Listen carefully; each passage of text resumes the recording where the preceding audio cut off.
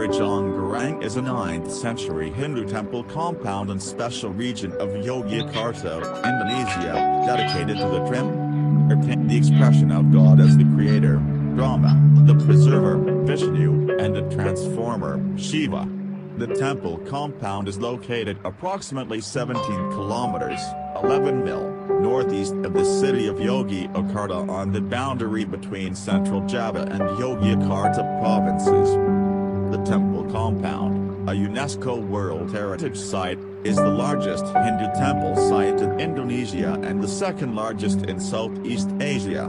It is characterized by its tall and pointed architecture, typical of Hindu architecture, and by the towering 47-meter-high, 154 feet, central building inside a large complex of individual temples.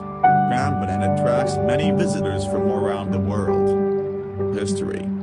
Construction. Shiva Graha inscription dated 856 CE. The Prambanan temple is the largest Hindu temple of ancient Java, and the first building was completed in the mid-9th century. It was likely started by Rara Jonggrang as the Hindu Sanjaya dynasty's answer to the Buddhist Sailendra dynasty's Borobudur and Sula temples nearby. Historians suggest that the construction of Prambanan probably was meant to mark the return of the Hindu Sanjaya dynasty to power in Central Java after almost a century of Buddhist Sailendra dynasty domination. The construction of this massive Hindu temple signifies that the Medan court had shifted its patronage from Mahayana Buddhism to Shiva Hinduism. A temple was first built at the site around 850 CE by Rara Jonggrang and expanded extensively by King Lokapala and Balaitang Mahasambhu, the Sanjaya king of the Mataram kingdom. According to the Shiva Graha inscription of 856 CE, the temple was built to honor Lord Shiva, and its original name was Shiva Graha, the house of Shiva, or Shivala, the realm of Shiva. According to the Shiva Graha inscription, a public water project to change the course of a river near Shiva Graha temple was undertaken during the construction of the temple. The river, identified as the Opak River, now runs north to south on the western side of the Prambanan temple compound. Historians suggest that originally the river was curved further to east and was deemed too near to the main temple. The project was done by cutting the river along a north to south axis along the outer wall of the Shiva Graha temple compound. The former river course was filled in and made level to create a wider space for the temple expansion, the space for rows of pravara, complementary, temples. Some archaeologists propose that the statue of Shiva in the Garbhagriha, central chamber, of the main temple was modeled after King Balaitang, serving as a depiction of his deified self after death. The temple compound was expanded by successive Mataram kings, such as Dakset and Uladong, with the addition of hundreds of Purwara temples around the chief temple. Prambanan served as the royal temple of the kingdom of Mataram, with most of the state's religious ceremonies and sacrifices being conducted there. At the height of the kingdom, scholars estimate that hundreds of Brahmins with their disciples lived within the outer wall of the temple compound. The urban center and the court of Mataram were located nearby, somewhere in the Prambanan plain. Abandonment. The Prambanan temple compound amid the morning mist. In the 930s, the court was shifted to East Java by Mpu Sindok, who established the Izana dynasty. An eruption of Mount Merapi volcano, located north of Prambanan in Central Java, or a power struggle probably caused the shift.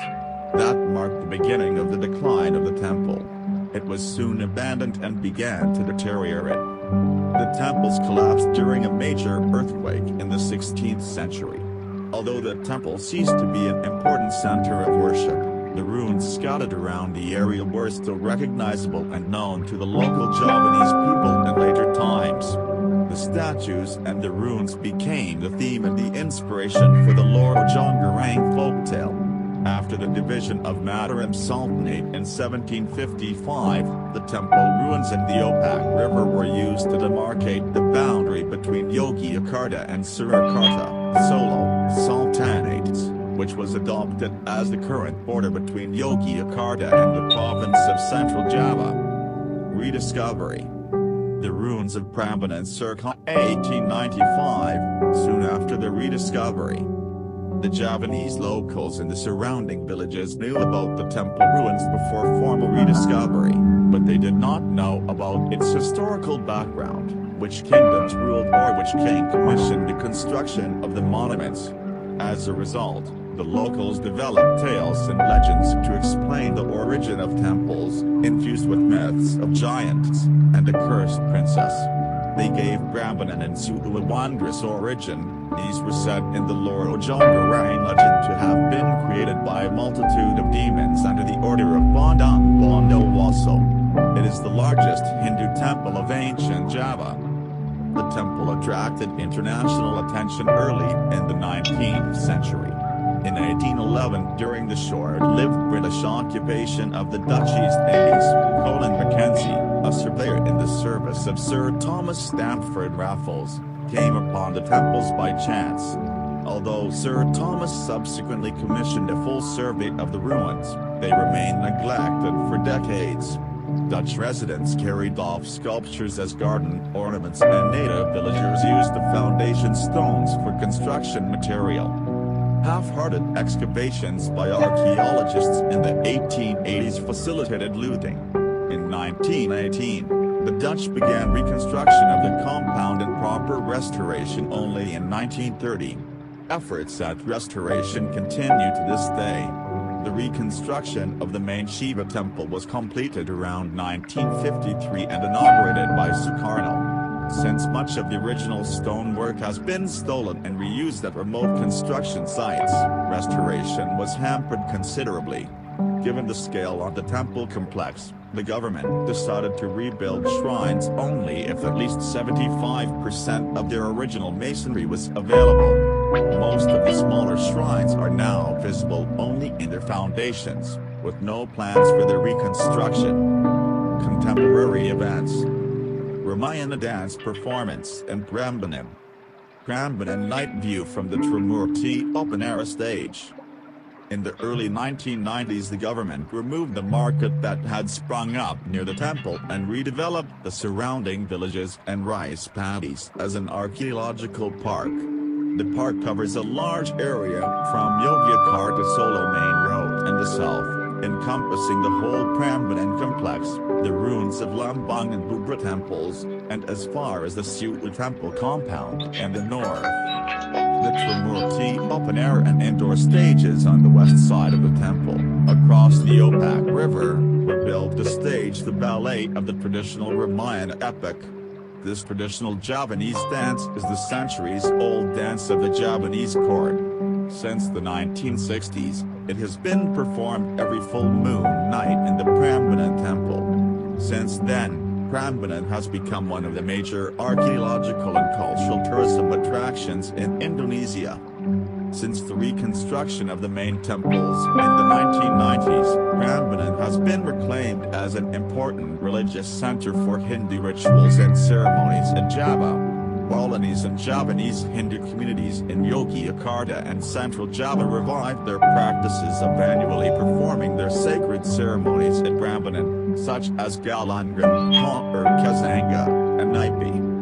There is great interest in the site. On 9 to November 12, 2019, the Grand Akrid Ceremony was performed in this temple compound.